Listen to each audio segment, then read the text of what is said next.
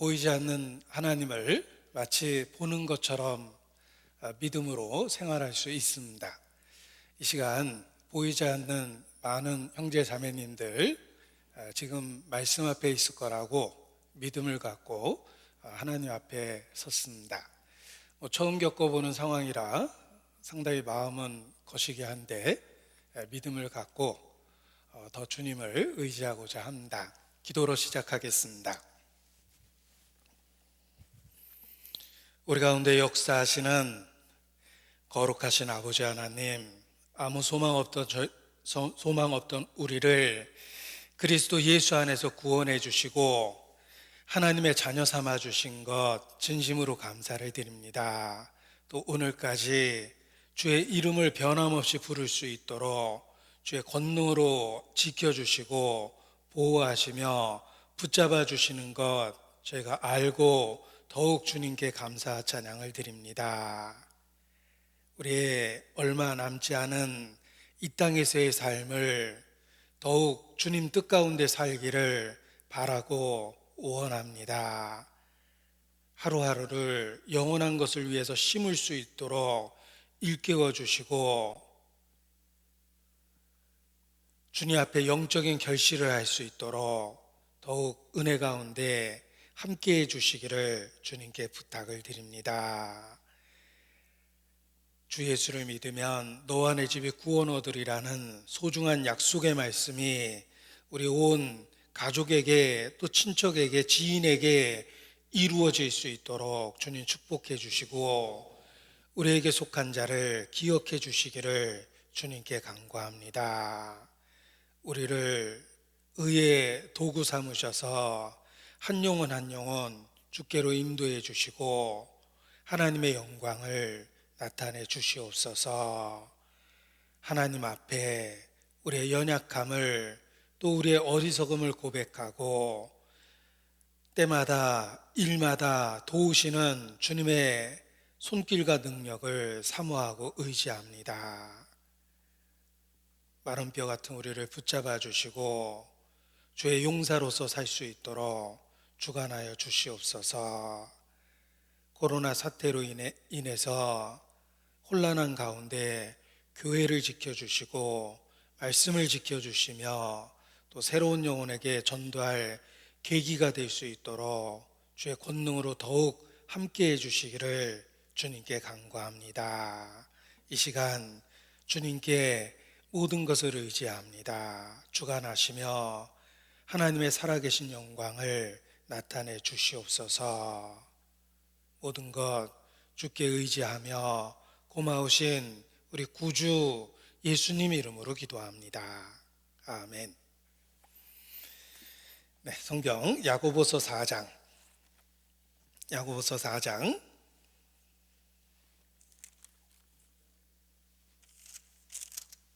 13절 말씀부터 보시겠습니다.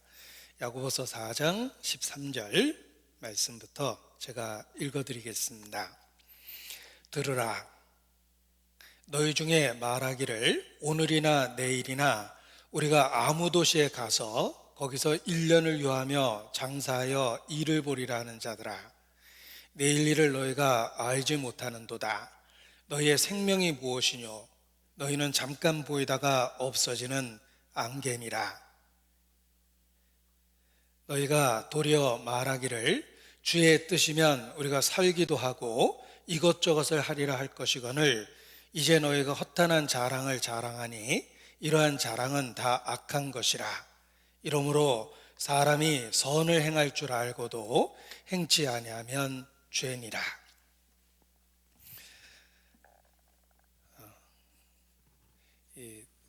지난번에 함께 나눴던 그 말씀이 날마다 주님 뜻대로 살려면 이라는 제목으로 오늘과 같은 동일한 본문 야고보서 4장의 본문을 갖고 교훈을 나눴습니다. 오늘 그 말씀에 이어서 미처 드리지 못한 그런 그 말씀들을 또 함께 나눌까 합니다. 이 책 중에 번외편이라는 그런 말을 씁니다. 계획에 없다가 생긴 것이 이제 번뇌다라는 표현을 쓰는데, 오늘 말씀이 지난번 말씀의 번외편이라고 이렇게 말할 수 있습니다. 지난번에 드렸던 말씀을 묵상하는 가운데 미처 드리지 못했던 내용도 있고 해서 다시 정리해서 말씀을 드릴까 합니다. 지난 말씀의 제목이 날마다 주님 뜻대로 살려면이라는 생각해 볼 만한 의문형의 그런 제목을 갖고 있었습니다. 그리고 그 의문에 대한 답은 허탄한 자랑을 버리고 날마다 선한 일에 힘쓰라, 이것이 드리고자 했던 그 말씀의 핵심적인 교훈입니다. 날마다 주님 뜻대로 살려면이라는 그 의문은 성령께서 우리 마음에 만들어 주시는 그런 그 소원입니다. 그리고 그 말씀에 대한 답은 어려운 답이 아니라 분명하게 성경을 통해서 확인할 수 있습니다. 허탄한 자랑을 버리고 선한 일에 힘쓰는 그러한 삶을 사는 것입니다. 그 말씀에 이어서 교훈을 함께 나누고자 합니다. 허탄한 자랑을 하는 삶이 어떠한 삶일까? 한마디로 무신의 삶, 하나님이 없이 살아가는 삶이 바로 허탄한 자랑으로 사는 삶입니다. 그 삶을 관찰해 보면 모든 생각 속에, 또 모든 행동 속에, 모든 관계 속에 하나님이 없습니다. 하나님 없이 살아가는 그 삶이 바로 허탈한 자랑으로 살아가는 그러한 삶입니다. 자기 뜻대로 하나님과 상관없는 계획을 세우고 살아가는 그 모습이 허탈한 자랑하는 그러한 삶이라고 말할 수 있습니다. 그래서 그 대표적인 예를 13절에 말씀해 주셨습니다. 너희 중에 말하기를 오늘이나 내일이나 우리가 아무 도시에 가서 거기서 1년을 유하며 장사하여 일을 보리라는 자들아. 이러한 예를 들어서 허탄한 자랑의 삶이 무엇인지를 일깨워 주십니다. 이 말씀을 생각해 보면 오늘이나 내일이나 라는 말이 잘못된 것도 아니고 어떤 도시에 가겠다는 계획이 잘못된 것도 아니며 1년을 유하겠다, 장사하겠다 이런 계획이 잘못된 것이 아닙니다. 전체적인 말씀 속에 하나님이 없다라는 것입니다. 한마디로 하나님과 상관없이 하나님을 배제하고 어떤 계획을 세웠다는 것을 책망하고 계십니다. 하나님과 상관없는 계획을 세우고 그것을 스스로 이룰 수 있는 것처럼 착각하는 것이 바로 허탄한 자랑하는 그러한 삶입니다. 그 생활 속에 하나님이 없는 것, 이것이 바로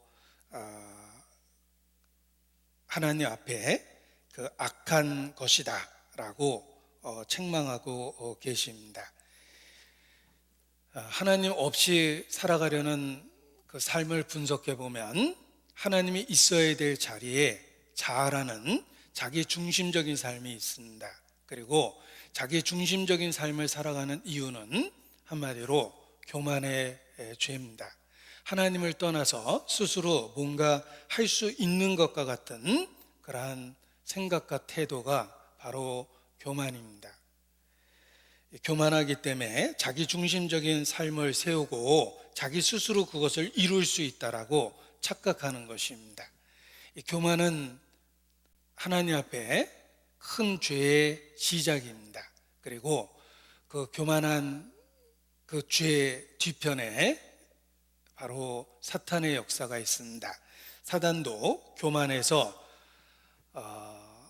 하나님으로부터 떨어진 그러한 존재입니다. 사탄은 시작이 사탄의 죄가 시작된 것이 바로 하나님으로부터 분리돼서 살아가려는 그 자아 중심의 삶이고 그것이 바로 교만의 죄입니다. 야고보서 4장에 표시하고 이 사탄의 죄에 대한 것을 일깨워주는 본문을 찾아보도록 하겠습니다. 이사야서 14장, 역사 속에 바벨론 왕의 멸망에 대해서 언급하시며 그 속에 사탄의 역사가 있었다는 것을 일깨워 주십니다. 이사야서 14장 12절입니다.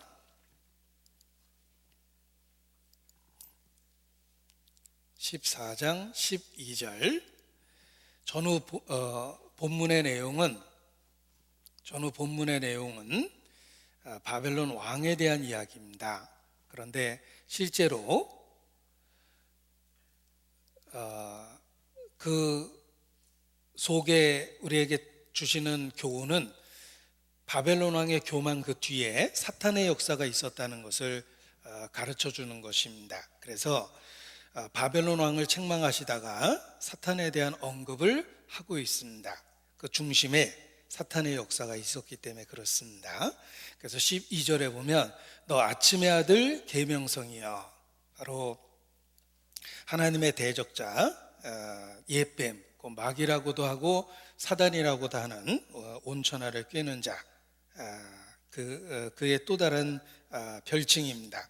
너 아침의 아들 계명성이여, 이 표현에서 루시퍼라는 그런 그 표현이 나온 것입니다. 우리가 사단을 루시퍼라고 표현했을 때 이 말에서 유래된 것입니다. 그리고 그가 왜 타락하게 됐는지를 여기 말씀해 주십니다.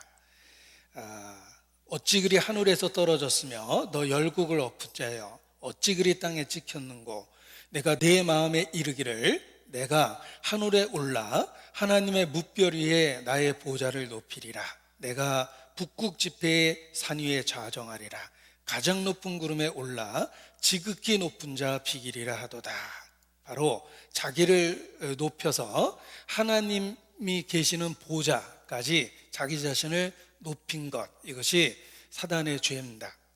이 말씀을 원문을 갖고 분석해 보면 내가라는 표현이 반복적으로 계속해서 나타납니다. 우리말을 번역할 때는 이렇게 반복되기 때문에 그 횟수가 생략이 되어 있는데, 원래 기록된 말씀 속에서는 끊임없이 내가라는 말을 반복하고 있습니다. 바로 하나님을 떠나서 자기 중심적인 계획을 세우고 하나님이 있어야 될 그 자리까지 자기 자신을 높인 것, 이것이 사탄의 죄입니다. 그러한 교만의 죄가 천사를 마귀로 만들어 버린 것입니다. 그리고 지금도 모든 범죄 뒤에 그러한 동일한 교만이 있습니다. 자기 중심적인 삶, 그 뒤에 사단과 동일한 범죄의 모습이 있는 것입니다. 하나님 없이 계획을 세우고 하나님 없이 그것을 이룰 수 있는 것과 같은 그런 그 생각과 태도가 바로 교만입니다. 특히 사단은 지극히 아름다운 천사 중에 하나였고 그 아름다움 때문에 범죄하게 되었다고 성경에서 말씀하십니다.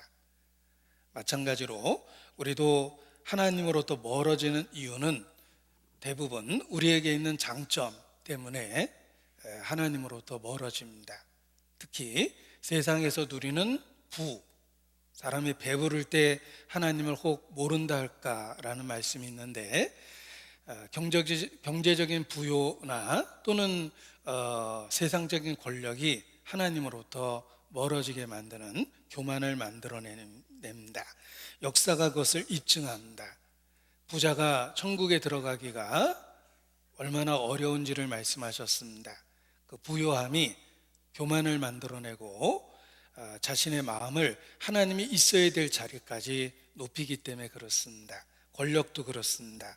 그 권력과 부로 인해서 인간이 멸망하는 것입니다. 바벨론 왕도 그러했습니다. 그 바벨론 왕의 멸망 뒤에 사단과 동일한 죄가 있었다는 것을 일깨워 주시는 것입니다. 이 바벨론 왕은 교만했고 그로 인해서 자기도 망하고 자기 백성도 망하게 했습니다. 바벨론은 역사 속에서 사라지게 됩니다. 20절, 교만의 결과, 여기 20절 말씀을 보시기 바랍니다. 네가 자기 땅을 망케 하였고 자기 백성을 죽였으므로 그들과 일반으로 안장함을 얻지 못하나니 악을 행하는 자의 후손은 영영이 이름이 나지 못하리로다 할지니라. 하나님은 역사를 통해서 우리에게 경고하고 계십니다. 권력과 부로 인해서 교만해졌던 바벨론 왕은 결국은 자기 땅을 망케 했고 자기 백성을 죽음으로 몰아넣습니다. 이 세상 역사 속에서도 그런 일은 수없이 찾아볼 수 있습니다. 권력과 부에 도취되면 자기를 비난하는 이야기를 결코 받아들이지 못합니다. 그리고 자기를 칭찬하고 자기를 옹호하는 사람들 속에 둘러싸여 있어서 자기 자신에게 아무런 문제가 없다고 스스로 생각하고, 그리고 그러한 권력을 계속해서 누릴 것과 같은 착각 속에서 악행을 반복하게 됩니다. 제가 이렇게 표현하다 보니까 정치 얘기하는구나 라고 혹 오해하실 분이 계실지도 모르겠는데, 아무튼 모든 범죄 유형이 비슷하다는 것입니다. 사탄이 그러한 이유로 멸망했고, 바벨론 왕이 그러한 이유로 멸망했고, 두로와 시돈 왕이 그러한 이유로 멸망했고, 역사를 살펴보면 제국이 망하고 개인이 망하는 그 뒤에 동일한 교만의 죄가 있습니다. 그 교만은 하나님이 있어야 될 그 자리까지 자아라는 자기를 그 자리까지 높여놓은 겁니다. 그래서 자기중심적이고 자기 스스로 그 모든 것을 이룰 수 있다는 착각 속에서 자신의 삶을 망치게 되고, 자신만 망할 뿐만 아니라 자신과 관계를 갖고 있는 사람들에게도 큰 피해를 주는 겁니다. 왕이 교만하면 나라를 망하게 하고 백성을 죽음으로 몰아넣습니다. 한 집안의 가장이 교만하면 그 집안 전체를 망하게 할 수도 있습니다. 자신의 영적인 잘못된 고집 때문에 자식들에게도 잘못된 것을 요구하는 사람이 결국은 집안도 망치게 되는 것입니다. 한마디로 그 교만에 대한 죄를 성경은 반복해서 경고하고 있습니다. 하나님과 상관없는 삶, 그것이 허탄한 자랑하는 삶이고 그 뒤에 교만의 죄가 있다는 것입니다. 이러한 교훈 앞에 우리 자신의 삶을 살펴볼 필요가 있습니다. 오늘 하루 어떠한 삶을 살았고, 또 지난 한 주 내가 어떠한 삶을 살았고, 지난 한 달을 내가 어떻게 살았는지, 아니 내 인생 전체를 되돌아보고 반성해 볼 필요가 있습니다. 혹 무신의 삶, 하나님 없는 삶을 살고 하나님과 상관없는 계획 속에서 자기가 그것을 이룰 수 있는 것처럼 그렇게 착각하고 요즘 그렇게 살아온 것은 아닌지 자기 자신을 돌아볼 필요가 있습니다. 자기 자신을 돌아보는 것을 어렸을 때는 이제 반성한다라는 표현을 썼고, 또 잘못한 사람에게 반성문을 제출하도록 자기를 돌아보고 정리해 보도록 요구하는 경우도 있었습니다. 우리가 어른이 돼서도 마찬가지입니다. 자신의 삶을 돌아보고 반성할 때에 잘못된 것을 반복하지 않고, 또 큰 죄가 자라서 자기 인생을 완전히 망치는 것을 막을 수 있는 것입니다. 병도 초기에 발견하고 고쳐야 되는 것처럼 교만이라는 죄도 초기에 발견하고 고치는 것이 필요합니다. 그래서 혹 하나님이 있어야 될 그 자리에 자아라는 자기 중심의 삶을 놓고 산 것은 아닌지 항상 매일매일의 삶에서 자신을 돌아보는 것이 필요합니다. 어렸을 때 TV만 틀면 나오던 프로그램이 있었습니다. 잊혀진 옛 TV 프로그램인데 영희의 일기라는 프로그램이 있었습니다. 그래서 항상 그 하루의 삶을 뒤돌아볼 수 있게 이렇게 만들어줬는데, 지금도 수십 년이 지난 지금도 그 노랫말이 아직까지 생각이 납니다. 오늘 지난 일을 되새겨 보면서 잘했던 일 못했던 일 생각해 봅니다. 나는 일기장에 옮겨 쓰면서 착한 일을 시작하는 영희의 일기라는 노랫말을 갖고 있는데, 워낙 반복적으로 들어서 그런지 그게 평생 기억에 남았습니다. 그런데 그 단순한 그 노랫말이 항상 매일 저녁 이렇게 하루를 마감질 때 생각이 납니다. 오늘 하루 지난 일을 되새겨 보면서 잘했던 일, 못했던 일 생각해 봅니다. 나는 일기장에 옮겨 적으며 착한 일을 실천하는 영희의 일기, 이런 노랫말입니다. 그래서 모든 성도도 그 노랫말처럼 수시로 자신의 삶을 돌아보고 반성하고 돌이키는 것이 필요합니다. 우리가 돌이켜야 될 그 죄 중에 첫 번째가 교만입니다. 하나님이 있어야 될 그 자리에 혹 자아라는 자기 중심의 판단이 있는 것은 아닌지 자기를 돌아볼 필요가 있습니다. 아주 정신없이 지낸 한 주간 하나님 없이 살아가는 불신자의 삶과 자신의 삶의 모습이 혹 동일한지 아닌지 생각해보고 반성해볼 필요가 있습니다. 우리가 하나님 없이 인생을 산다면 산 날만큼 또 산다 하더라도 사실 아무런 의미가 없습니다. 하나님 없이 사는 인생을 성경은 헛되고 헛되니 모든 것이 헛되다, 그리고 악하다라고 말씀하십니다. 허탄한 자랑의 삶이 다 악한 것이라, 하나님 없는 삶 자체가 사실 악한 것입니다. 결혼을 한 남편과 아내가 남편이 없는 것처럼 하루를 살고 아내가 없는 것처럼 하루를 산다면 잘못된 것입니다. 부모 자식이라는 관계를 갖고 있는 사람이 자식이 없는 것처럼, 부모가 없는 것처럼 그렇게 매일의 삶을 살아간다면 무책임하고 잘못된 삶입니다. 하물며 하나님으로 인해서 존재하는 우리가 하나님 없이 무엇을 생각하고 무엇을 추구하고 진행하고 그렇게 살아간다면 그러한 삶 자체가 악한 것입니다. 그래서 허탄한 자랑을 하는 그 삶이 악하다라고 말씀하신 것은 하나님 없이 사는 무신의 삶이 악한 것이라는 것입니다. 그래서 우리가 하루를 돌아보며 어떻게 살았는지, 한 주간을 돌아보며 어떻게 살았는지를 되돌아보고 하나님 앞에 삶을 새롭게 하는 것이 마땅합니다. 시편 84편입니다.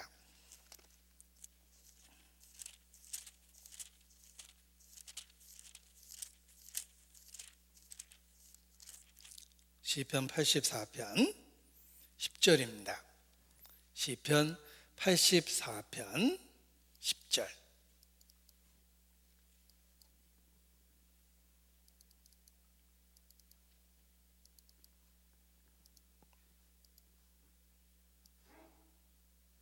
시편 84편 10절, 863페이지입니다. 10절. 주의 궁정에서 한 날이 다른 곳에서 천 날보다 나은즉 악인의 장막의 거함보다 내 하나님의 문지기로 있는 것이 좋사오니. 같은 하루지만 똑같은 가치가 있는 것이 아닙니다. 주님과 함께한 그 한 날은 다른 곳에서의 첫날보다 훨씬 더 낫다는 것입니다. 우리 가운데 혹 수를 누리지 못하고 젊은 나이에 죽는 사람도 있을 것입니다. 그러나 하나님 앞에 가보면 오히려 영적으로 모든 날이 하나님 앞에 드려진 삶을 살았기 때문에 영적으로 그 누구보다도 오래 산 사람으로 평가되는 사람이 있을 것입니다. 반면에 육신적으로는 수를 누렸지만 하나님과 상관없이 많은 날을 보냈기 때문에 하나님 앞에 서보면 영적으로 어린아이와 같은 시기를 보내다가 하나님 앞에 선 사람도 틀림없이 있을 겁니다. 주의 궁정에서의 한 날이 다른 곳에서의 첫날보다 나았다. 이것이 영적인 관점입니다. 우리가 육신적으로 수를 이루는 것이 중요한 것이 아니라 매일의 삶을 어떻게 가치 있게 보내느냐가 훨씬 더 중요한 겁니다.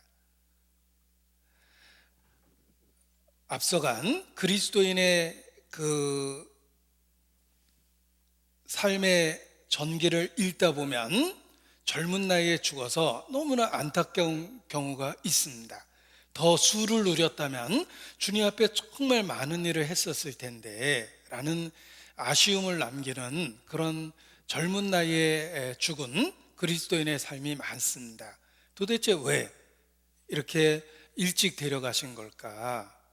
라는 안타까운 마음을 갖지만 다시 한번 생각해 보면 그는 살았던 모든 삶을 하나님께 드렸고 그 누구보다도 영적으로 장수한 사람이다 라는 생각을 하게 됩니다.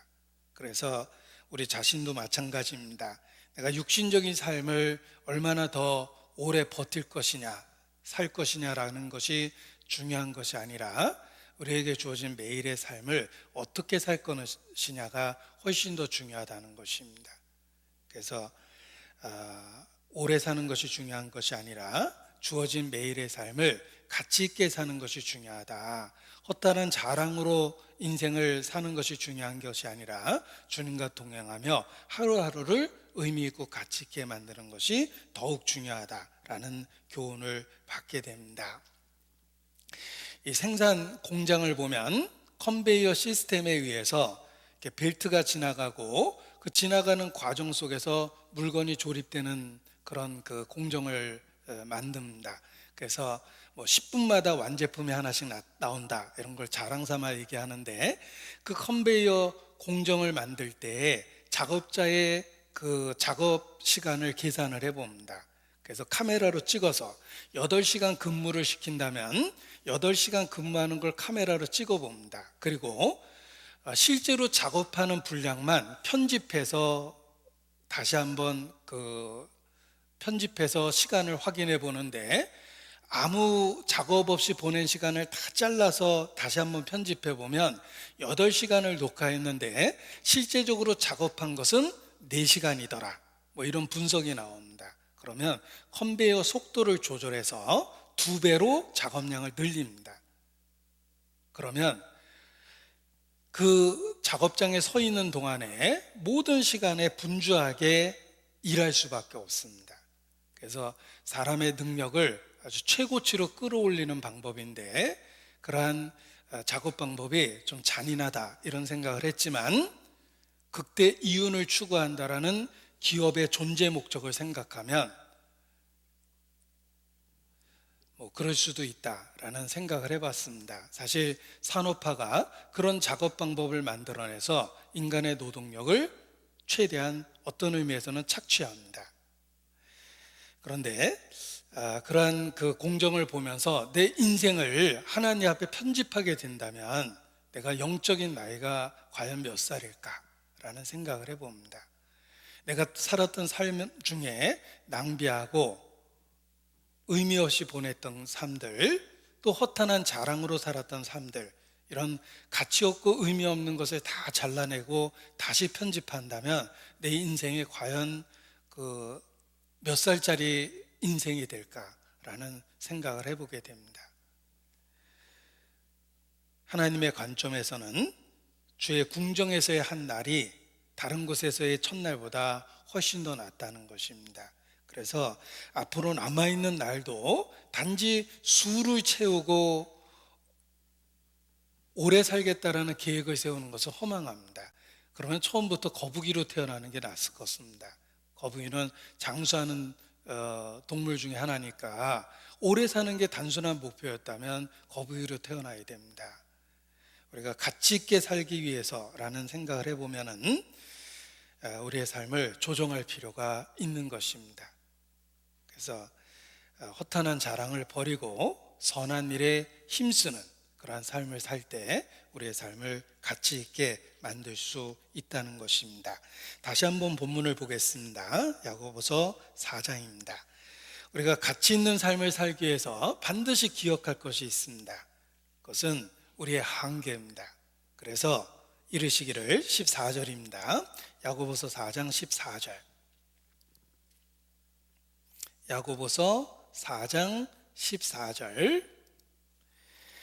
내일 일을 너희가 알지 못하는도다. 너희의 생명이 무엇이뇨? 너희는 잠깐 보이다가 없어지는 안개니라. 우리가 반드시 기억해야 될 것이 있습니다. 너희가 내일 일을 알지 못하는도다 라는 사실과 너희의 생명이 무엇이냐, 이 두 가지를 항상 기억하고 매일의 삶을 살아야 된다는 것입니다. 우리는 내일 일을 전혀 알지 못합니다. 게다가 너희의 생명이 무엇이뇨? 우리는 결코 내일을 보장받지 못하고 있다는 것입니다. 우리에게 주어진 생명은 하루하루 주어지는 특별한 선물입니다.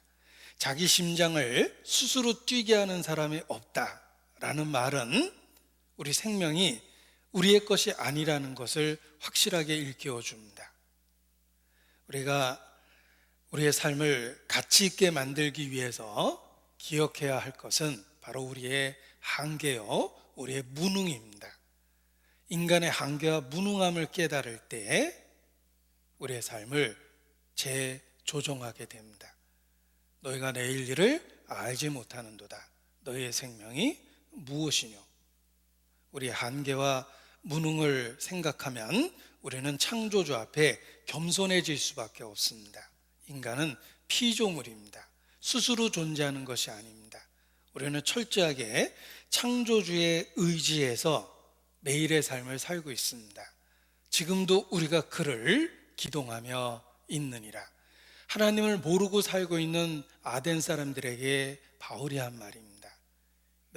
너희의 그 매일의 삶, 너희가 하나님을 모르지만 사실 그를 의지해서 기동하고 있는 것이다 라는 걸 일깨워 준 것입니다. 우리는 피조물이며 철저하게 의존적입니다. 생존과 관련해서 우리는 철저하게 하나님을 의존하고 있습니다. 호흡을 보면 알 수 있습니다. 우리의 호흡은 1분 사이에도 수십 번 반복되고 있습니다. 우리의 심장은 수십 번 1분 사이에 뛰고 있기 때문에 생명활동이 유지되는데 그것이 우리 스스로 컨트롤할 수 있는 것이 아니라는 것입니다. 그래서 인간은 생명활동과 관련해서 한계를 깨닫고 무능함을 발견하게 되며 하나님 앞에 겸손케 되는 진리를 깨닫게 되는 것입니다. 인간이 얼마나 무능한지를 예수께서 이르시기를 너희는 한 터럭도 희고 검게 할 수 없느니라 라고 일깨워 주셨습니다. 우리는 한 터럭도 아주 작은 단위입니다. 희거나 검게 할 수 없다는 것입니다. 철저하게 무능합니다. 그래서 우리 스스로 통제 못할 상황 속에 쉽게 내던져지는 것입니다. 우리가 살고 있는 이 삶, 우리의 생명 활동은 우리가 철저하게 창조주를 의존해서 존재한다는 것을 가르쳐 주고 있습니다.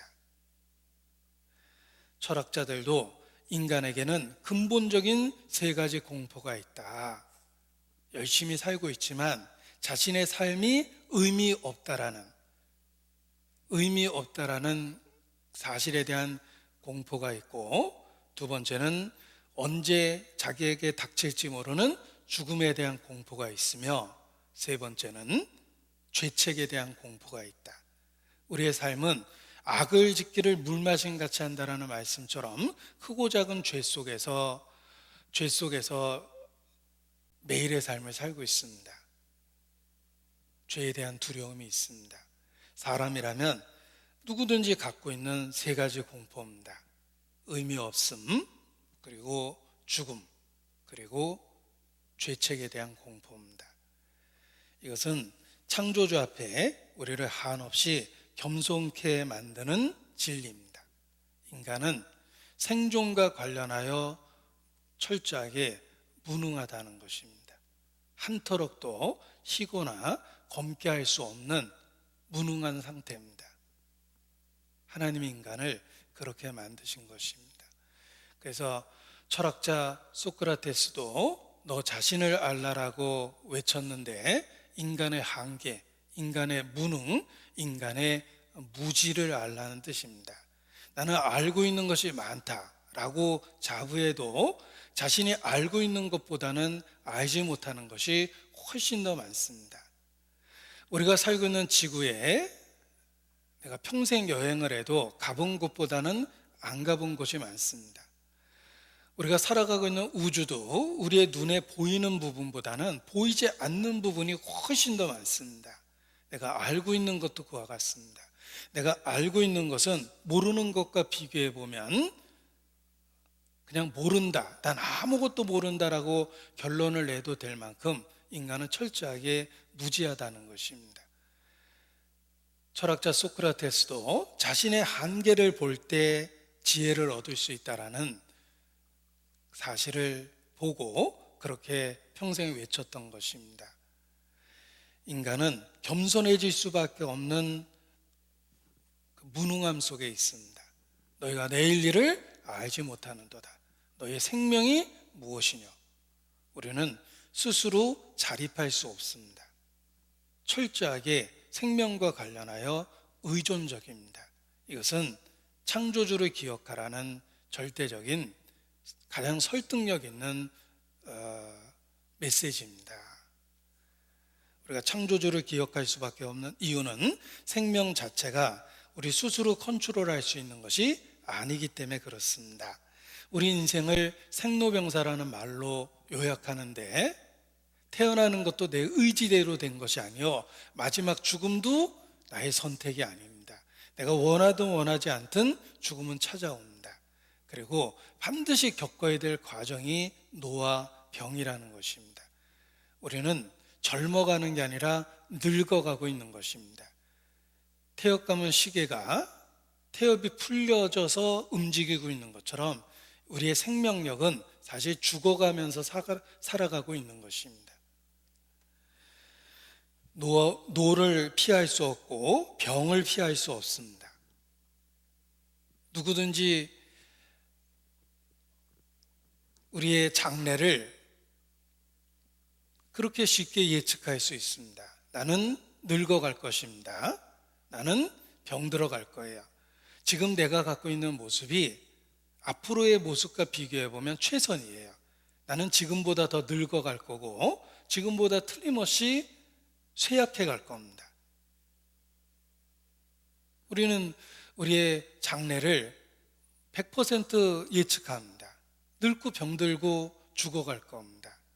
이것은 창조주 앞에 우리가 겸손해야 될 이유가 되고 창조주를 절대적으로 의지해야 될 이유가 되는 것입니다. 당대 최고의 미모를 자랑했던 배우 중에 최은희 씨가 있습니다. 동양적 미를 갖고 있다 라고 이렇게 사람들도 이야기하는데 그 북한의 최고 권력자 김정일도 그 최은희 씨의 미모를 탐내서 심지어는 납치도 불사했습니다. 북한으로 납북당하기도 했습니다. 그런 파란만장한 삶을 살았는데 그 최은희 씨의 노년에 대한 그 신문 기사가 났던 적이 있습니다. 경기도 한 요양원에서 쓸쓸하게 죽음을 기다리고 있다. 양자로 들인 자녀들도 있었지만 늙고 병든 그 어머니를 그렇게 정성껏 돌보고 있는 것 같지는 않습니다. 쓸쓸하게 죽음을 기다리고 슬픔 속에서 죽음을 기다리고 있다라는 그런 기사가 났던 적이 있습니다. 한때 최고의 미모를 갖고 있었던 그 여배우도 생로병사라는 법칙 앞에서 슬픔 속에서 그냥 죽음을 기다리고 있습니다. 그리고 그 최은희 씨가 유언하기를 자신의 장례식에 장송곡으로 난 참 바보처럼 살았군요 라는 유행가를 장송곡으로 틀어달라고 그 사전에 그 유언도 남겼답니다. 자신의 인생이 그 노랫말처럼 되었기 때문에 장례식에서 그러한 노래를 틀어달라고 부탁을 했을 것입니다.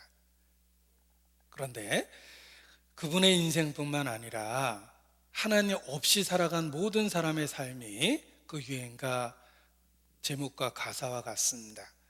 그런데 그 노래 가사말을 살펴보니까 난 참 바보처럼 살았군요라는 말에 거의 무한반복입니다. 그 가사의 거의 대부분은 그 똑같은 말의 반복이에요. 근데 왜 그렇게 바보처럼 살았다고 그렇게 그 반복해서 이야기하는 걸까라고 가사를 살펴보니까 이런 가사가 있었습니다. 어느 날 난 낙엽치는 소리에 갑자기 텅 빈 내 마음을 보았죠. 그런데 도대체 어떤 걸 보았을까라는 궁금한 생각이 들었는데 바보처럼 살았다는 그 이유가 나옵니다. 그 이유는 그냥 덧없이 흘려버린 그런 세월을 느낀 거죠 라고 되어 있습니다.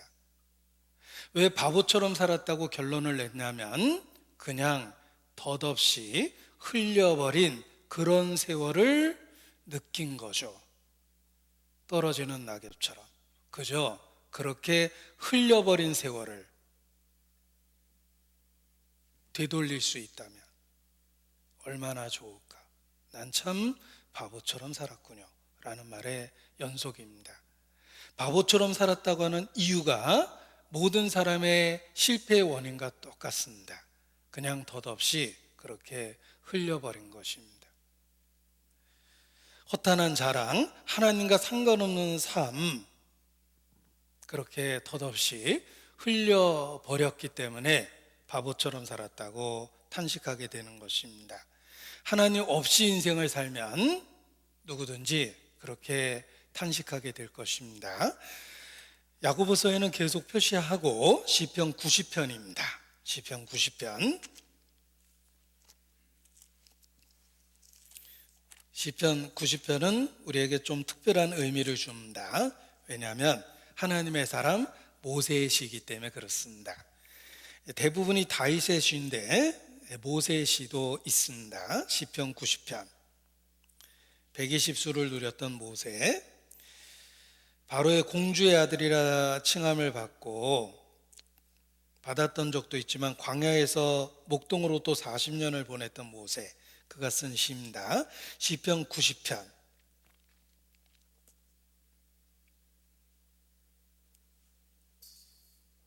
10절입니다. 시편 90편 10절.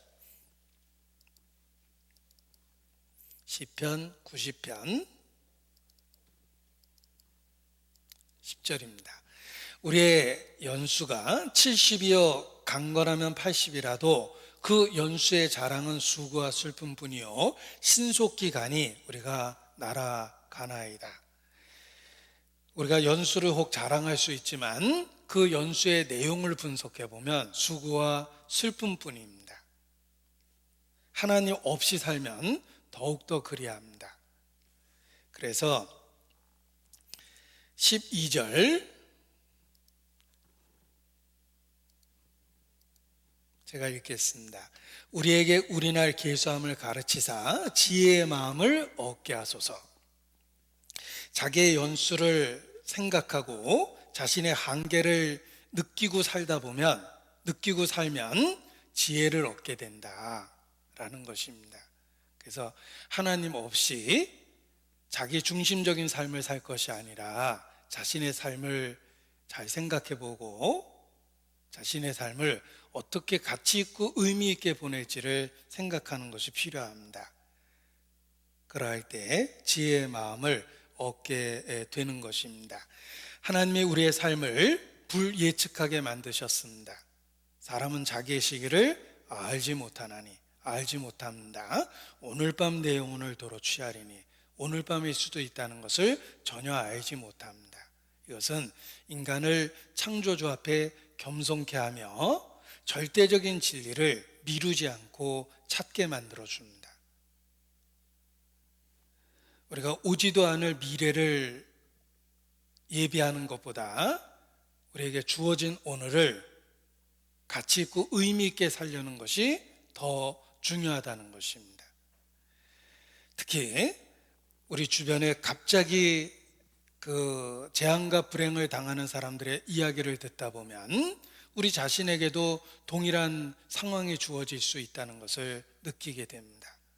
그리고 우리의 삶을 우리가 그 교훈 앞에 재조정하는 것이 필요합니다.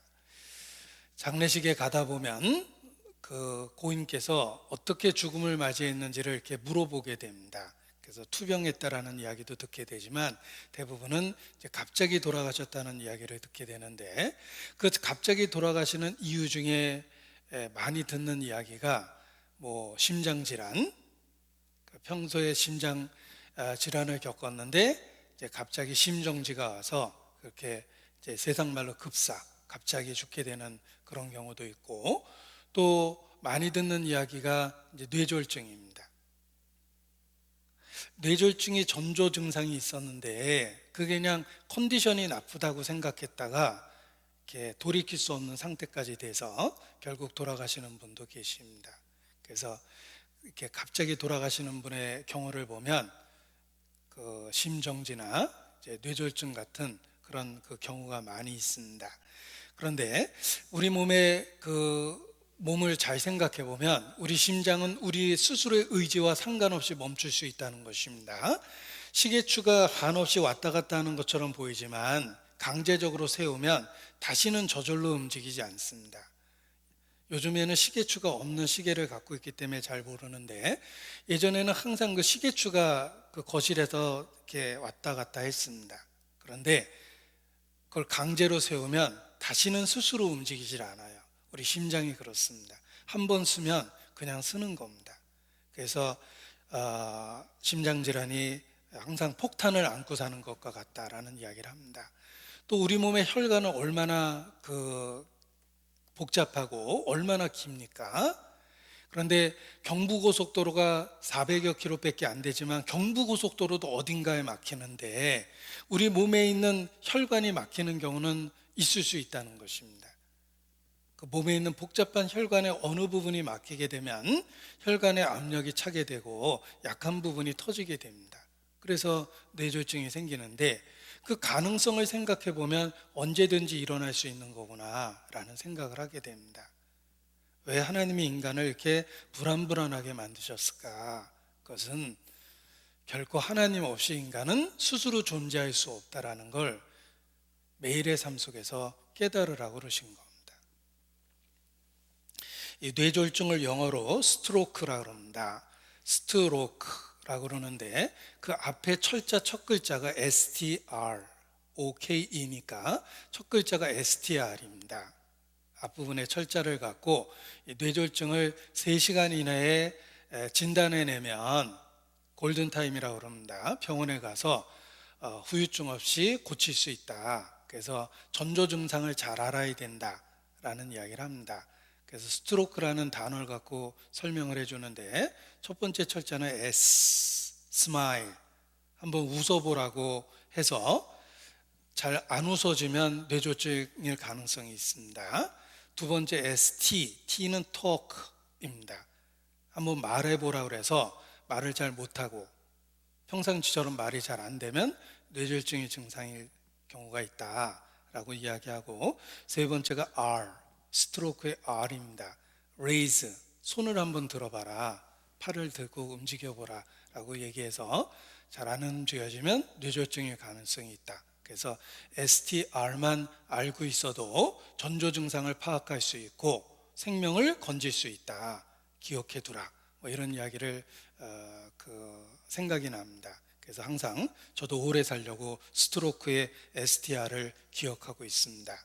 그래서 어지러우면 STR, 자가 테스트를 해봅니다. 뇌졸중의 전조 증상은 아닌지. 혹 이 말씀을 듣는 분 중에 지금 들은 말씀이 바로 언젠가 생명을 위기로부터 건질 그런 계기도 혹 될 겁니다. 그런데 우리가 언제든지 죽음을 맞이할 수 있다라는 그런 현재 상태를 보고 깨닫는 게 있습니다. 왜 하나님께서 인간을 이렇게 연약하게 지으셨을까? 우리 각각을 철인처럼 그렇게 어떤 견실하게 만들 수도 있었을 텐데 왜 이렇게 초라하고 연약하게 인간을 지으셨을까라는 생각을 하게 됩니다.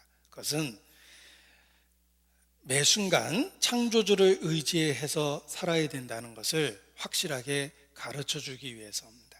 특히 그리스도인은 자신의 연약함을 통해서 우리가 때마다 일마다 왜 그리스도를 의지해야 되는지를 철저하게 깨닫는 게 필요합니다. 그래서 바울은 나의 약한 것을 자랑하겠다라고 오히려 고백합니다. 약한 것을 확실히 알고 살면 그리스도를 의지해서 오히려 강해질 수 있습니다.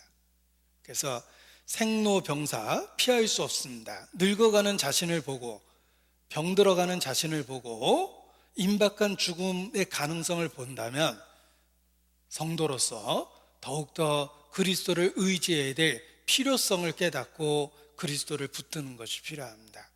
그래서 인생의 연약함은 우리는 그 속에서 살고 있습니다. 그리스도를 매일의 삶에서 붙잡게, 더 강한 손으로 붙잡게 만들어주는 것입니다.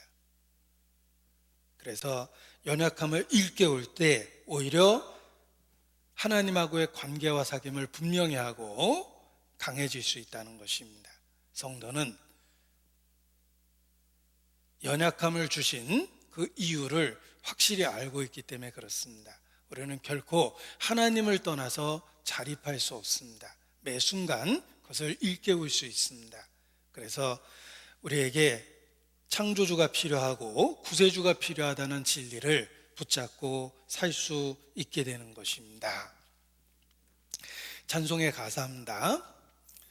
이 세상에 근심된 일이 많고 참 죽을 일 쌓였구나. 가끔 불러봅니다. 그런데 부를 때마다 엄청 서글퍼집니다. 정말 그렇거든요. 이 세상에 근심된 일이 많고 참 죽을 일 쌓였구나. 정말 그렇구나. 그렇게 생각이 듭니다. 그런데 그 다음 가사가 왜 죽을 일이 많고 근심된 일이 많은지를 설명해 줍니다. 그 다음 가사가 내 주 예수 나로라 부르시니 곧 평안히 쉬리로다. 내 주 예수 날 오라 부르시니. 어떻게 부르십니까? 근심된 일로 부르십니다. 죽을 일로 부르십니다. 우리 삶에 근심된 일이 많고 죽을 일 많습니다. 매일의 삶 속에서 매일 있습니다. 사는 게 쉬운 게 아니에요.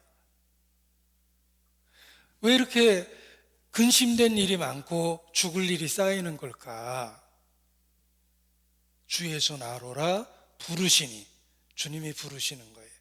매 순간 우리에게 그리스도가 필요하다는 걸 일깨워 주는 겁니다. 우리는 늙고 생로병사 나이 들어갑니다. 절대 좋아지지 않습니다. 오늘 아침 눈 떠보면 어제와 다릅니다. 작년과 다릅니다. 앞으로 더 그럴 겁니다. 생로병사 계속해서 여기저기 아플 거예요. 지금 갖고 있는 작은 증상이 더 심해질 겁니다. 틀림없이 죽음이 가까이 올 거예요. 그리고 처음에는 나 혼자 사는 인생이었는데 살다 보니 가족이 생기고 살다 보니 그 가족 관계가 더 복잡해졌습니다. 처음에는 그냥 나 하나 간수하면 됐습니다. 그런데 결혼해 보니까 가족이 생겼어요. 그리고 자녀가 생기고 인간관계가 더 복잡해졌어요. 20대 초반에 군대 가는 이유를 알았습니다. 그때 군대 가면 미련 없이 죽을 수 있어요. 돌격 앞으로 장렬히 죽을 수 있습니다. 죽어봤자 내 인생 끝 하나거든요. 그런데 결혼해서 꼭 군대 간다면 돌격 앞으로 할 수 없습니다. 돌격 앞으로 하려고 그러니까 아내 생각이 나고 애들 생각이 나고 가족 생각이 떠오릅니다. 그래서 군대는 미혼 20대 초반에 가는 거구나. 가족 관계가 복잡하지 않을 때 기꺼이 나라를 위해서 죽을 수 있겠구나. 살다 보니 가족 관계가 복잡해지고 내가 해야 될 일이 많아지니 살아야 될 이유도 많아지고 인생의 짐도 커지는 거구나. 이런 생각을 하게 됩니다. 앞으로 더 살아도 근심된 일 더 많아지고 그리고 죽을 일 쌓입니다. 그런데 그 모든 일들이 내 주 예수 나로라 부르시는 음성으로 바뀝니다. 내가 왜 하나님을 믿어야 되는지, 내가 절대적으로 왜 그리스도를 믿어야 되는지 그 이유가 되는 겁니다. 우리는 결코 자립할 수 없습니다. 인간은 철저하게 무능하기 때문에, 한계를 갖고 있기 때문에 내 인생에 하나님이 필요하고 내 인생에 구세주가 필요한 것입니다. 하나님을 생명의 원천이라고 합니다. 우리에게는 그 생명의 원천과 연결되어 있어야 될 절대적인 필요가 있는 겁니다. 그래서 이 삶의 불확실함이 내게 신앙을 만들어 주었다, 이렇게 고백할 수 있는 것입니다. 그리고 성경은 경고합니다. 죽음이 끝이 아니라 생로병사, 그리고 끝나는 게 아닙니다. 어떻게 살았던 내 인생이 죽음으로 끝난다면 아쉽지만 어쩔 수 없다라고 생각할 수도 있을 텐데, 성경은 분명하게 죽음 이후에 심판이 있다고 경고하십니다. 내가 살았던 삶의 선택이 책임이 있다는 것입니다. 하나님 앞에 가서 책임을 져야 된다는 겁니다. 그래서 현재의 삶을 재조정할 수밖에 없습니다. 성경은 분명하게 죽음 그리고 심판을 이야기합니다. 그래서 반드시 있을 노후를 생각하는 것처럼 반드시 있을 죽음도 생각해야 되고 그 후의 심판도 생각하고 매일의 삶을 살아야 되는 것입니다.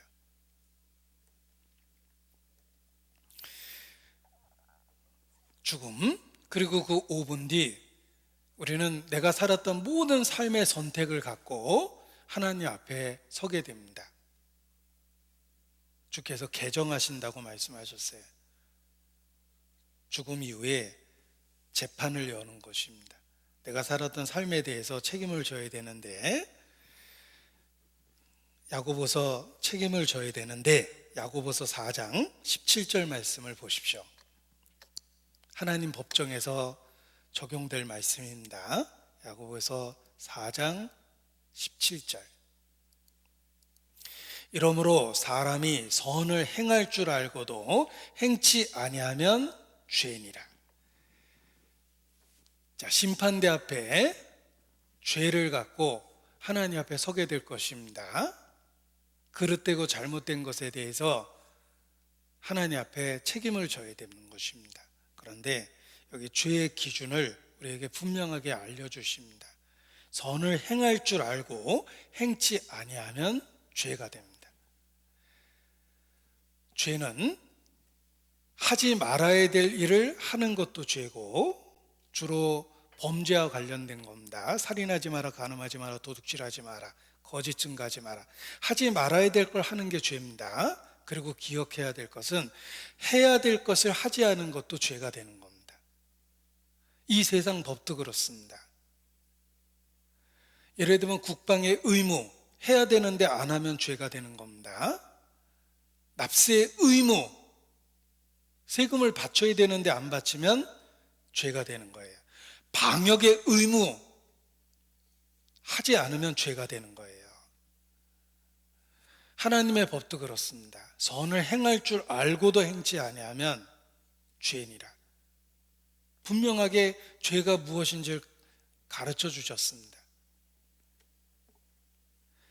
우리는 단지 소극적으로 범죄하지 않는 것이 목표가 되는 것이 아니라 적극적인 선을 행하는 것이 삶의 목표가 되어야 됩니다.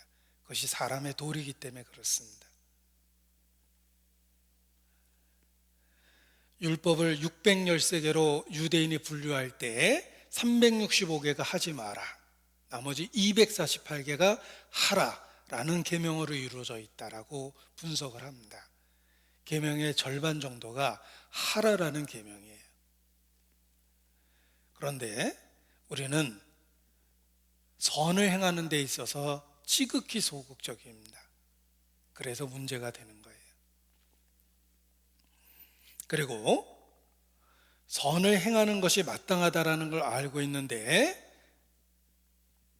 막상 선을 행하려고 하면 그 반대되는 것을 깨닫게 됩니다.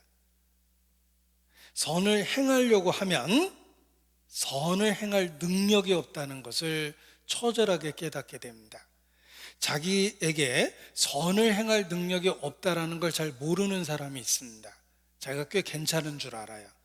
자기가 부분적으로 순종했던 거에 대한 자부심이 있고 자기 자신을 지나치게 높게 평가하는 경향이 있습니다. 그것도 교만인데, 그러나 성경이 요구하는 수준으로 선을 행하려고 하면 선을 행할 능력이 없다는 걸 깨닫게 됩니다. 우리가 물살을 따라서 몸을 맡기면 몸이 편안합니다. 물 흐르는 대로 몸을 맡기면 그냥 편안해집니다. 그러나 물살을 거스리려고 생각하면 드디어 물의 힘을 느껴요. 물살을 거스리려고 하면 온몸으로 그 물의 저항력을 느끼게 됩니다. 선이 그렇습니다. 선을 행하려는 마음이 없을 때는 자기 자신이 본성을 따라서 살고 있기 때문에 잘 모릅니다. 그런데 선을 행하려고 굳게 결심하면 본성을 거스려야 돼요.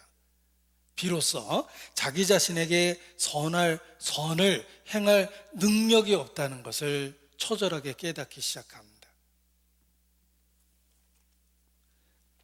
그래서 율법을 주신 거예요. 율법은 지키려고 붙잡으면 붙잡을수록 무능함을 깨닫게 돼 있어요. 로마서 7장입니다. 로마서 7장.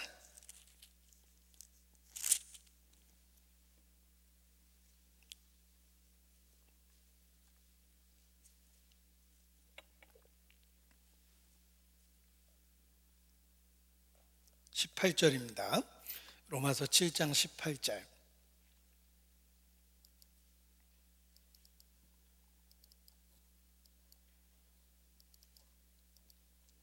내 속 곧 내 육신에 선한 것이 거하지 아니하는 줄 아노니. 아셔야 됩니다. 원함은 내게 있으나 선을 행하는 것은 없노라. 자, 내 속 곧 내 육신에 선한 것이 거하지 아니하는 줄 아노니. 이것을 아는 단계가 있습니다. 선을 행하려고 하면 선을 행할 능력이 없다는 걸 알게 됩니다. 닭이 날개를 갖고 있습니다. 자기나 비둘기나 보니까 똑같은 것 같습니다. 하늘을 날아다니는 비둘기나 독수리 보니까 날개가 있고 나도 다 있네. 자기가 비슷하다고 생각을 했을 겁니다. 그런데 닭이 정말 날아보려고 하면 날 수 없는 자기 자신을 발견하게 될 거예요. 자기에게 있는 그 날개는 모양은 똑같은데 분명히 모양으로는 날개인데 날 수 없는 자기 자신을 발견하게 될 겁니다. 인간이 그렇습니다. 인간은 선을 행하려고 하면 하나님이 요구하는 기준에 결코 이룰 수 없는 자기 자신을 처절하게 깨닫게 됩니다. 못 깨닫는 사람은 하나님이 원하는 기준까지 행하려는 마음이 또는 시도가 없었기 때문입니다. 정말 선하게 살고자 하면 무능한 자기 자신을 발견할 수밖에 없습니다. 그리고 오히려 비로소 거스리는 물살을 느낍니다. 내가 물살에 내 몸을 맡겼을 때는 잘 몰랐는데 거스려서 헤엄치려고 하는 순간에 얼마나 물살이 거센지 어느 쪽으로 흐르는지 확실하게 알게 됩니다. 자신의 무능을 그렇게 발견하는 거예요. 선을 행하려고 하면 행할 수 없는 자기 자신을 보게 됩니다. 그래서 선을 행하는 것은 없노라. 선을 행할 수 없는 무능함을 발견하게 되는데 23절입니다. 7장 23절. 내 지체 속에서 한 다른 법이 내 마음의 법과 싸워 내 지체 속에 있는 죄의 법 아래로 나를 사로잡아 오는 것을 보는도다. 이게 확실히 봐야 됩니다. 아직도 못 보신 분도 사실 계실 거예요. 그런데 확실히 봐야 돼요. 그리고 한번 보게 되면 매일의 삶 속에서 매 순간 보게 됩니다. 내가 선을 행하려는 그 의지와 마음을 좌절시키는 죄의 세력이 내 안에 있고 내가 생각하는 것보다 훨씬 강하다는 것을 깨닫게 됩니다. 보는도다. 그걸 보게 돼요. 그래서 비명을 지르게 됩니다. 나보다 내가 감당할 수 없는 적을 보게 된 거예요. 그러니까 놀래고 당황하고 비명을 지르게 돼요. 사도 바울도 마찬가지예요. 여기 비명을 지르고 있습니다. 오라 나는 공고한 사람이로다. 이 사망의 몸에서 누가 나를 건져내랴. 비명을 지르고 있는 거예요. 우리가 하나님이 요구하는 선을 실질적으로 행하려고 하면 자기의 무능함을 발견하게 되고 그 선을 행하려는 의지와 정반대의 악이 자기를 사로잡아 오는 것을 보게 됩니다. 그래서 비명을 지르게 되는 거예요. 오라 나는 공고한 사람이로다. 이 사망의 몸에서 누가 나를 건져내랴 라는 비명을 지르게 되고 이 비명에 대한 응답은 바로 그리스도입니다. 이러한 갈등에 대한 해결은 그리스도만이 줄 수 있는 거예요. 그래서 그리스도를 붙잡게 되는 겁니다. 물에 빠져서 자기 몸이 물속으로 빠져들어가고 있고 사람 살려하고 비명을 지르고 손과 발을 휘젓는데 아무것도 닿지 않습니다. 꼼짝없이 죽게 됐는데 누군가가 던진 구명 보트가 자기 몸에 탁 닿았어요. 그 순간에 손을 내밀어서 결사적으로 붙잡습니다. 그리고 매달리죠. 그와 같이 그리스도를 발견하게 되는 겁니다. 만약에 성경이 여기서 끝났다면 영적으로 절망하고 가룟 유다처럼 자기 자신을 저주하고 스스로 죽음을 맞이했을 겁니다.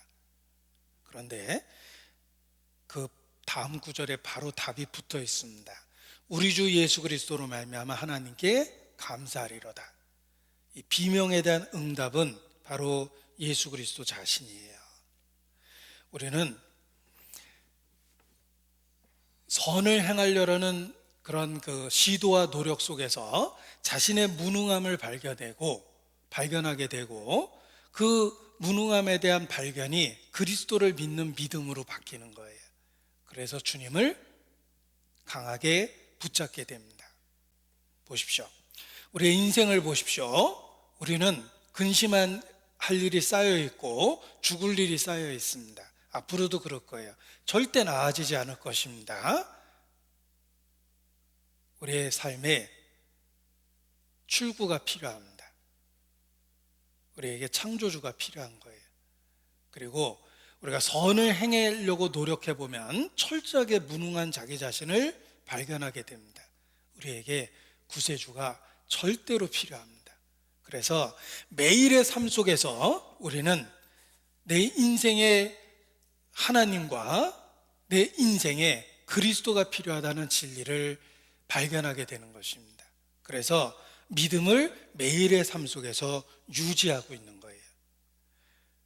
오늘 하루도 내 인생에 하나님이 필요합니다. 내 인생에 그리스도가 필요합니다. 그 사실을 일깨우면서 아침에 눈을 뜨고 하루를 시작하는 겁니다. 그리고 매 순간 내 인생에는 하나님이 필요하고 구세주가 필요해요.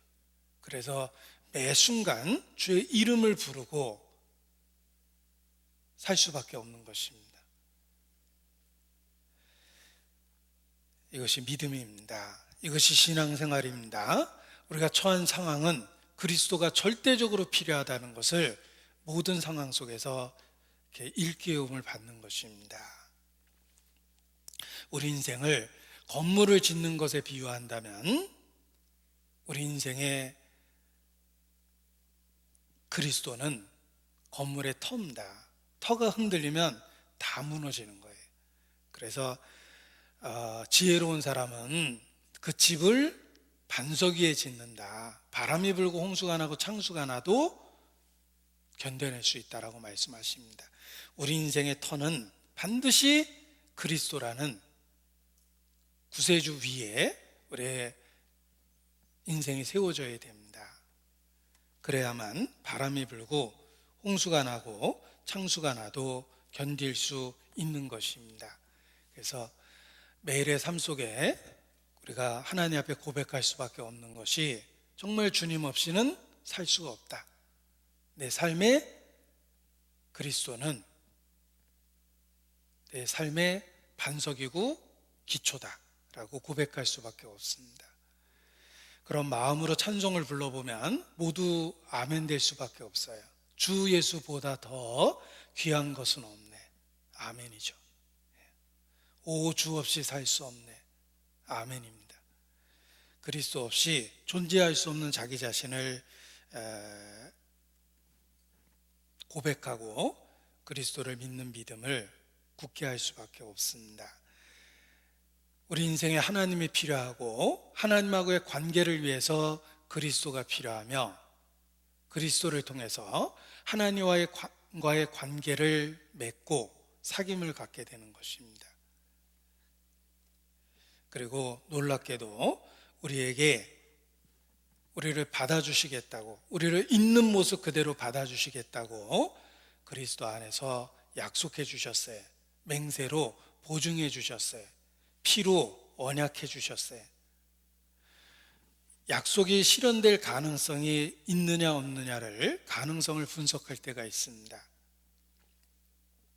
그런데 그리스도를 통해서 우리에게 주신 약속은 언약이라는 말로 표현하셨고 100% 실현될 거라고 확신을 주신 것입니다.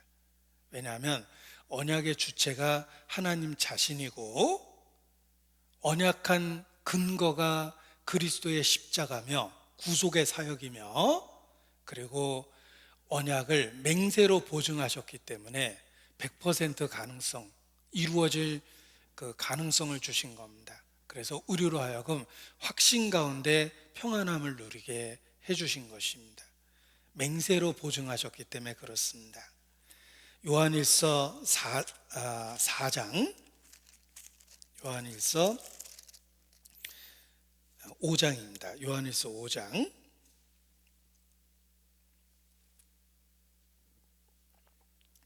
요한일서 5장 9절입니다. 요한일서 5장 9절.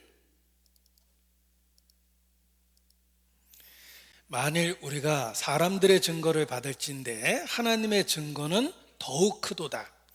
자, 사람들의 말도 믿는 경우가 있습니다. 사람이 약속해도 믿죠.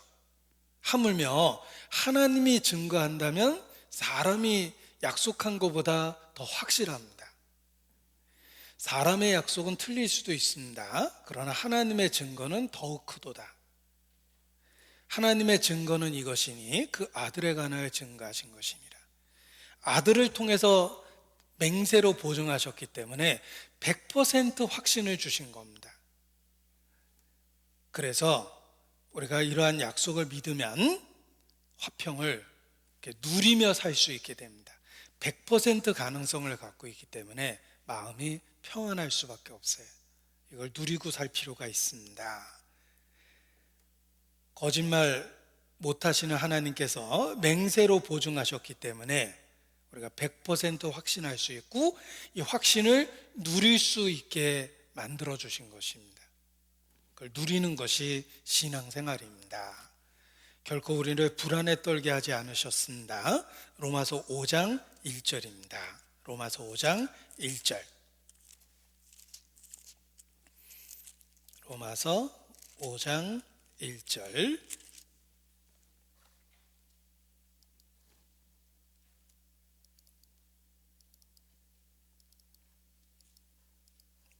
로마서 5장 1절. 그러므로 우리가 믿음으로 의롭다 하심을 얻었은즉, 이미 완료형을 쓰셨습니다. 그 이유는 우리로 하여금 확신을 누릴 수 있도록 만들어 준 겁니다. 제가 다시 읽겠습니다. 그러므로 우리가 믿음으로 의롭다 하심을 얻었은즉 우리 주 예수 그리스도로 말미암아 하나님으로 더불어 화평을 누리자. 화평을 누릴 수 있도록 100% 확실한 약속을 주신 겁니다. 하나님의 뜻은 결코 우리가 불안해하거나 의심을 품는 걸 원치 않으셨습니다. 그래서 맹세로 보증한 거예요. 사람의 약속도 믿는데 하물며 하나님의 약속이며 맹세로 보증하셨다는 것입니다. 그래서 누릴 수 있는 충분한 이유를 주신 거예요. 누리고 살아야 됩니다. 예수 그리스도로 말미암아 하나님으로 더불어 화평을 누리자. 이것이 우리가 매일 신앙생활하는 그 상황입니다. 우리의 신앙생활은 불안에 떠는 생활이 아니라는 거예요. 누리는 생활이는 겁니다. 마음껏 누리셔도 돼요. 맹세로 보증된 약속을 주셨기 때문에 우리가 확신을 갖고 그걸 누리며 사는 것입니다. 그래서 즐거워할 충분한 이유를 주신 겁니다. 2절 말씀도 제가 읽어드립니다. 또한 그로 말미암아 우리가 믿음으로 서 있는 이 은혜에 들어감을 얻었으며 하나님의 영광을 바라고 즐거워하느니라. 즐거워하기를 원하셨어요. 소망을 갖고 기뻐하기를 원하셨습니다.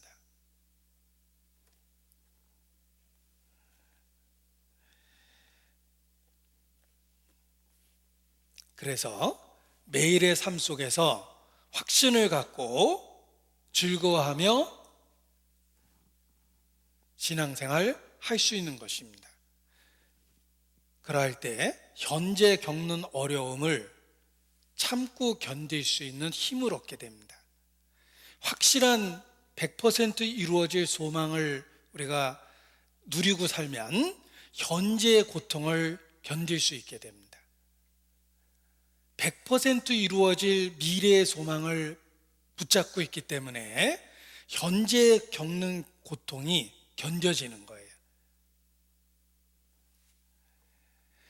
우리가 내년 1월에 새 아파트에 입주하는데 당분간은 짐을 컨테이너에 쌓아놓고 생활에 꼭 필요한 필수품만 갖고 당분간 이렇게 그 단칸방에 모여서 살고 있다.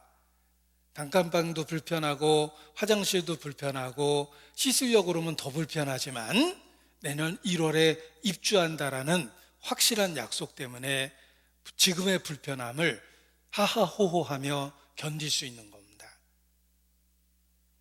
우리가 현재의 삶의 고통과 슬픔이 있지만 100% 이루어질 가능성을 믿음으로 붙잡으면 현재의 고통을 이기고 삽니다. 그리고 현재의 고통과 상관없이 즐거워할 수 있다는 것입니다. 그래서 즐거워하자 이렇게 말씀하셨습니다. 자, 예수님 옆에 두 강도가 못 박혔습니다. 그런데 한 강도가 극적으로 구원함을 얻었습니다. 예수께서 친히 말씀하셨어요. 내가 진실로 내게 이르노니 내가 오늘 나와 함께 낙원에 있으리라.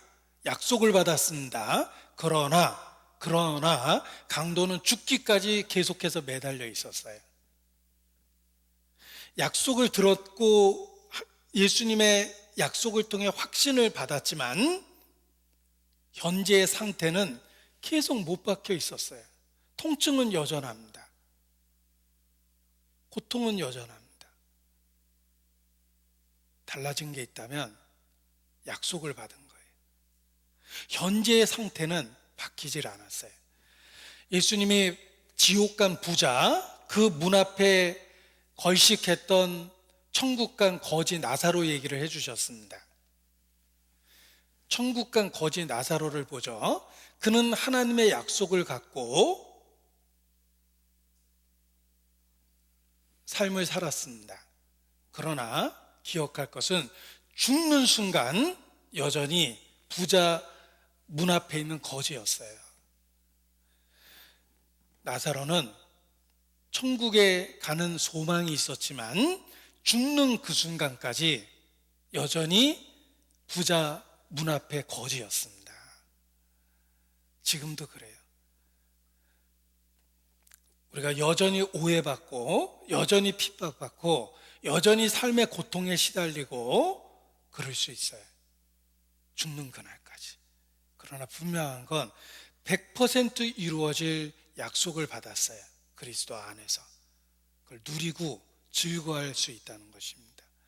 이 100% 확실한 소망 때문에 현재의 상태에도 불구하고 즐거워하고 기뻐할 수 있는 겁니다. 이것이 믿음의 힘입니다. 그리스도 예수로 말미암아 하나님과의 관계가 생겼습니다.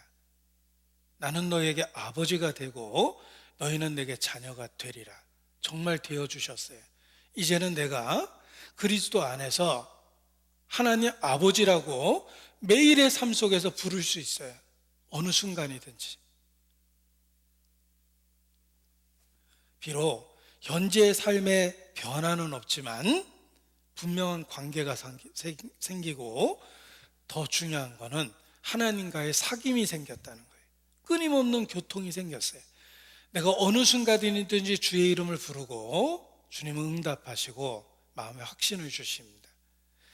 그 관계와 사귐의 연속이 우리의 신앙생활이에요. 그리고 그 관계와 사귐 때문에 신앙의 성장이 생기고 성숙함이 이루어지며 영적인 열매가 맺히는 거예요. 보십시오. 우리가 주의 이름을 부르고 평범한 일상을 살고 있습니다. 그런데 내 인생에 달라진 것은 하나님하고의 관계, 사귐이 생겼다는 거예요. 그것이 반복되면서 우리의 신앙에는 성장이 있고 성숙이 있고 결실이 있는 거예요. 그래서 이 땅에서 계속 존재하는 것입니다. 마가복음 4장입니다. 26절. 마가복음 4장 26절.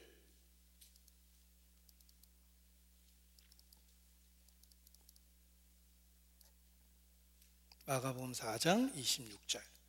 또 가라스되 하나님의 나라는 사람이 씨를 땅에 뿌린과 같으니 저가 밤낮 자고 깨고 하는 중에 씨가 나서 자라되 그 어떻게 된 것을 알지 못하느니라.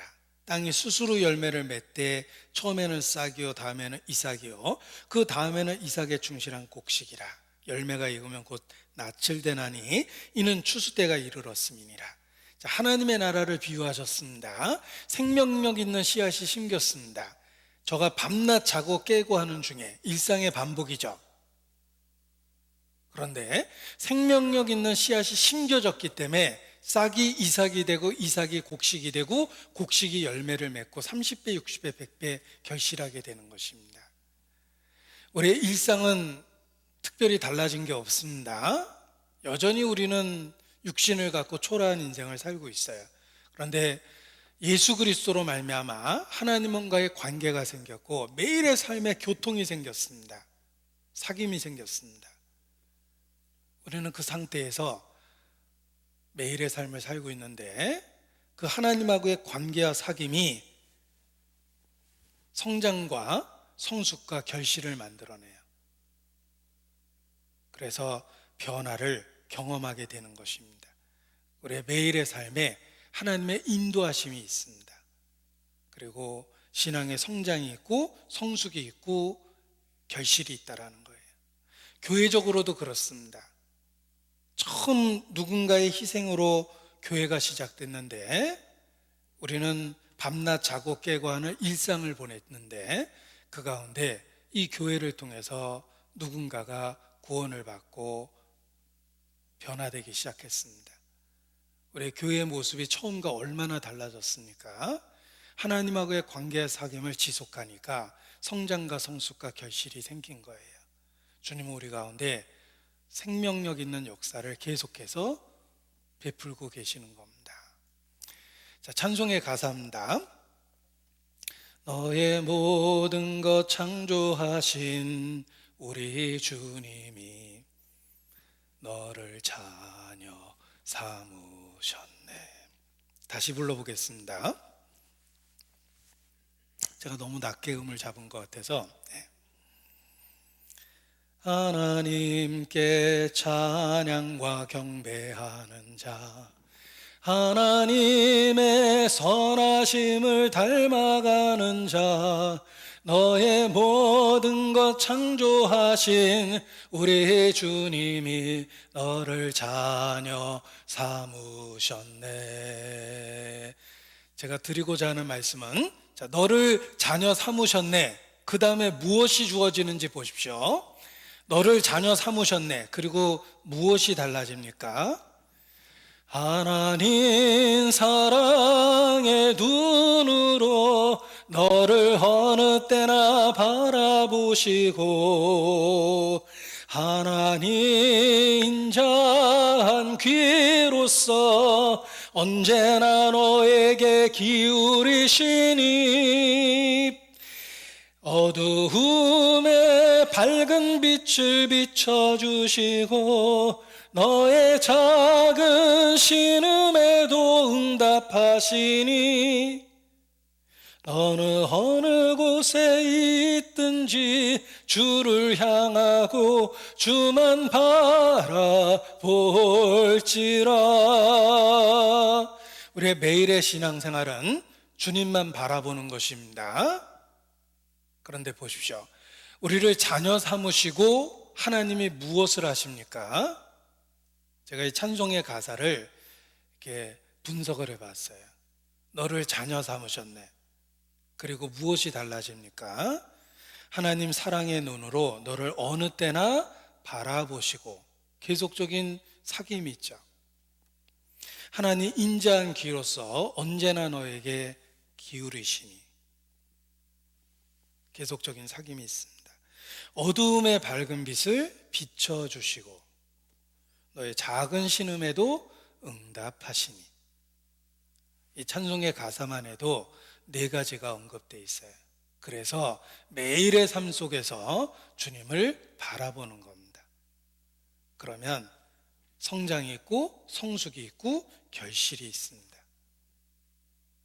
하나님은 우리의 매일의 삶에 실제로 함께하고 계시다는 거예요. 그래서 갈 길을 가르쳐 보이고 그 길을 주목하고 우리를 인도해 주십니다. 주의 인도하심이 있습니다. 히브리서 11장 6절입니다. 틀림없이 외우는 아시는 말씀일 거예요. 우리가 집회 때마다 찾는 구절이기 때문에 그렇습니다.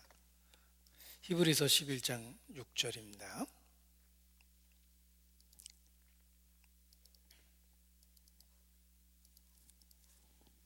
히브리서 11장 6절.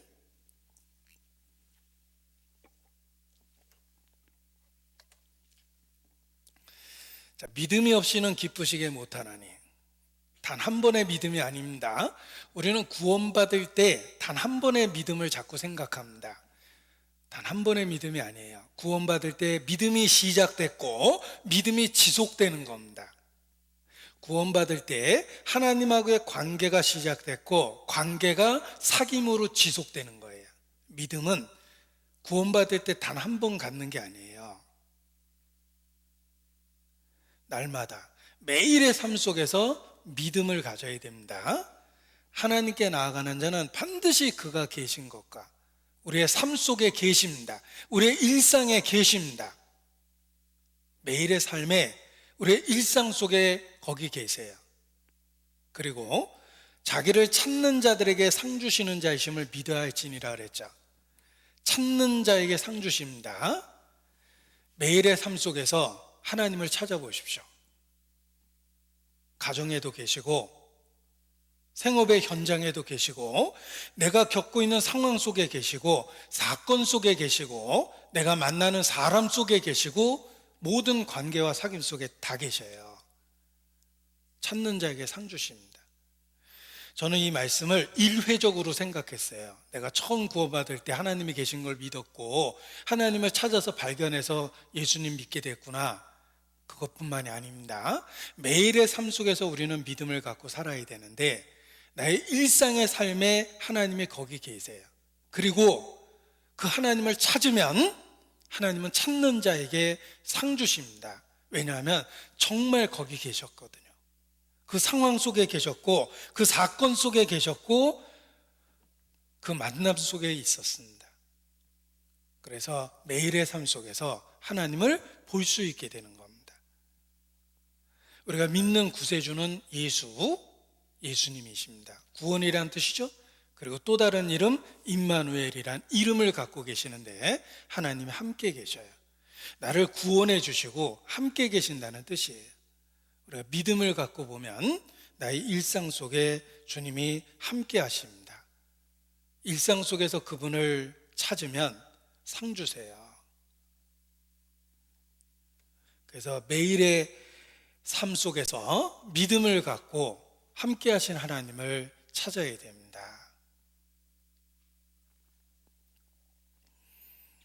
찬송입니다. 날마다 숨쉬는 순간마다 주의 약속 생각해 보네.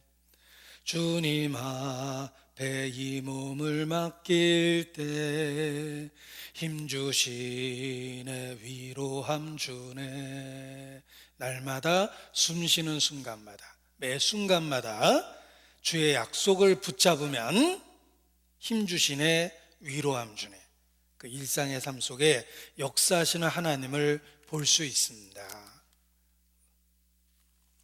잠언 3장입니다.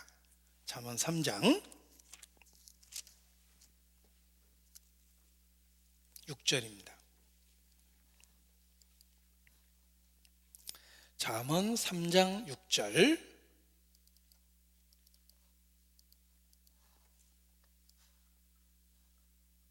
6절 7절 제가 읽겠습니다.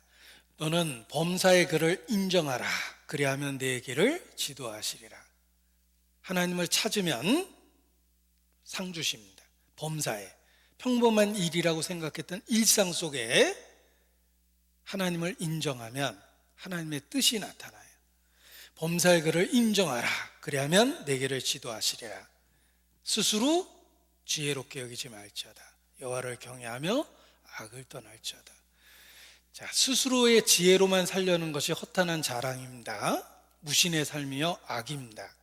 범사에 평범해 보이는 일상 속에 하나님을 찾으면 하나님 그 자리에 계십니다.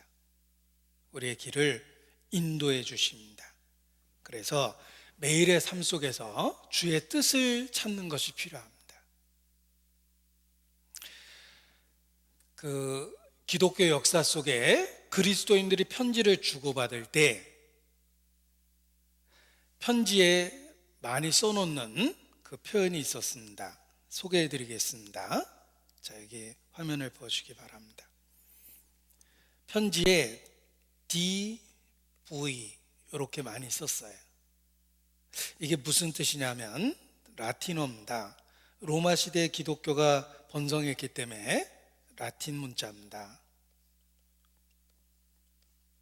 Deo 데오보렌트라는 말의 약자인데, 이 말의 뜻은 하나님의 뜻이라면, 이런 뜻입니다.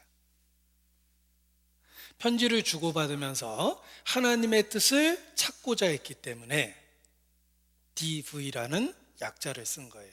데오보렌트, 하나님의 뜻이라면. If the Lord will, 하나님의 뜻이라면. 우리의 일상 삶 속에 하나님의 뜻을 찾는 것이 필요합니다. 그러면 우리의 길을 지도하시고 인도해 주십니다. 평범한 일상처럼 보이지만 그 일상 속에 하나님의 뜻이 나타난다는 것입니다. 가장 모범적인 예는 예수님 자신입니다. 예수님은 죽음 앞에서도 하나님의 뜻을 찾았습니다. 내 뜻대로 되지 말고 아버지 뜻대로 되기를 원하나이다. 예수님은 죽음 앞에서도 하나님의 뜻을 찾았고 하나님은 그 길을 인도하셨습니다. 우리 일상 속에서도 데오보렌트, 주의 뜻을 찾으면 그 매일의 삶이 조정되고 하나님의 뜻 가운데 결정하고 살게 되는 것입니다. 사도행전을 읽다 보면 그들이 여러 가지 의논하다가 서로 의견이 다르면 주의 뜻을 구합니다. 우리가 주의 뜻대로 이루어지리이다 하고 갈등을 멈춰요. 하나님께 맡기는 거죠. 바울도 에베소 성도들하고 작별하면서 내가 주의 뜻이면 너에게 돌아올 것이다, 이렇게 이야기합니다. 자신의 돌아오고 돌아오지 않는 계획조차도 하나님의 뜻과 연결해서 하나님의 인도하심을 구했던 것입니다. 바울은 고린도 성도들에게 편지하면서 내가 다시 갈 것 같다라는 그 언지를 하는데 그 말을 할 때도 주의 뜻이면이라는 말을 단서를 답니다. 그것은 자신의 일상의 계획조차도 하나님의 뜻 가운데 의지하겠다는 마음을 표현한 거예요. 고린도전서 찾겠습니다. 4장 19절입니다. 고린도전서 4장 19절. 고린도전서 4장 19절입니다.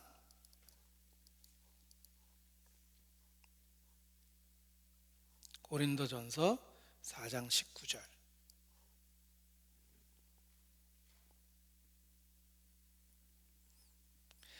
그러나 주께서 허락하시면 내가 너희에게 속히 나아가서 교만한 자의 말을 알아볼 것이 아니라 오직 그 능력을 알아보겠노니. 그는 어떤 결정을 할 때 하나님의 뜻을 살폈기 때문에 이런 표현이 몸에 밴 거예요. 또 결혼에 대한 권면을 하면서 오직 주 안에서만 할 것이니라, 주님 뜻 안에라는 한계를 딱 정했습니다. 우리가 자유하여 결혼할 수 있지만 오직 주 안에서만 할 것이니라. 이것도 인간이 자유의지를 갖고 결정할 수 있지만 그 의지는 반드시 주님의 뜻이라는 한계를 갖고 있다는 걸 가르쳐 준 겁니다.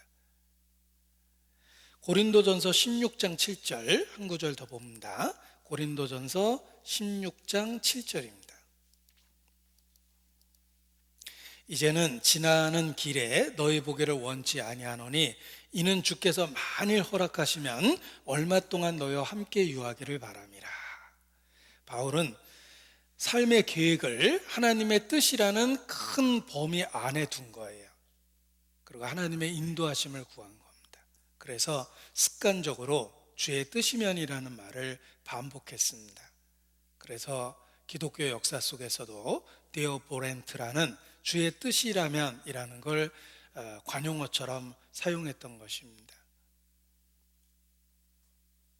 우리의 매일의 삶 속에서 하나님의 뜻을 구하는 것이 필요합니다. 그러면 올바른 결정을 하게 됩니다. 좌할지 우할지 내 스스로 판단해서 결정하기 전에 먼저 주의 뜻을 찾아보면 더 넓게 보게 됩니다. 깊게 보게 됩니다. 그래서 올바른 결정을 하게 되는 것입니다. 믿음은 천국 가기 위해서 단 한 번 갖는 것이 아니라 매일의 삶 속에서 하나님을 인정하는 것이 믿음입니다. 날마다 한 걸음 한 걸음 주님과 함께 걷는 것, 이것이 믿음입니다. 그래서 우리의 삶 속에 어떤 결정을 할 때 주의 뜻이 무엇인지를 먼저 생각해 보면 하나님은 하나님의 영광을 위한 그 뜻을 우리에게 보여주고 올바른 결정을 할 수 있도록 도와주십니다. 그런데 기억할 것이 있습니다. 우리가 하나님의 뜻대로 결정하면 그것이 내 자신에게도 최선의 결정이 되는 거예요. 우리를 가장 사랑하는 분의 뜻에 맞춰서 결정을 하면 우리에게 최선의 결정이 되는 겁니다. 그것을 믿는 믿음이 있어야 돼요. 아들을 아끼지 않고 내어주셨다라는 성경의 말씀은 우리를 향한 하나님의 열정과 진심을 보여줍니다. 그리고 그분이 우리 인생에 대해서 결정을 하신다면 틀림없이 최선의 결정이에요. 그래서 담대히 외칠 수 있습니다. 아버지의 뜻대로 되기를 원하나이다. 아버지의 뜻을 찾고 그 뜻 가운데 매일의 삶에서 우리의 삶을 재조정하면 그것이 후회 없는 최선의 삶을 사는 비결이 될 것입니다. 여기 영어 표현 중에